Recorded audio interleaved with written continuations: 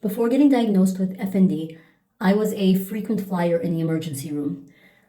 They did all the tests and everything came back fine. The EEG was fine, the blood work was fine, the CT scan was fine. They couldn't find anything physically wrong with me. But I was still having these crazy symptoms, and I would continue coming into the ER because that's what my doctor told me to do.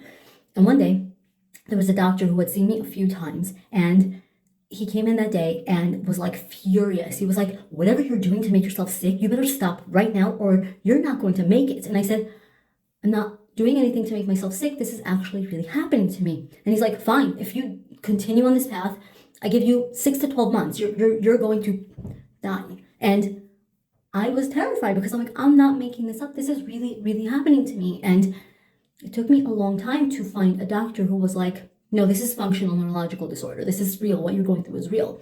But in the meantime, they put in my chart that they suspected I had something called a fictitious disorder. Fictitious disorder is a type of Munchausen syndrome where a person makes himself sick for attention. And that followed me. And I had an uphill battle trying to convince doctors, no, something is actually really wrong with me. Like, I'm not making this up. And it was traumatizing. To this day, every time I walk into a doctor's office, I'm like, you believe me, right? You believe me, because I was so traumatized by doctors not believing me.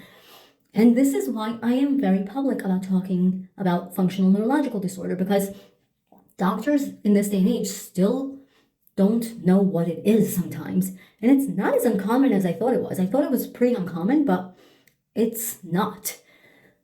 But doctors don't take it seriously, and that's a problem. So I'm going to continue talking about it, and I'm continue telling my story because it's really important to raise awareness for this condition that is real, that is disabling, and that can be treated if you know what it is.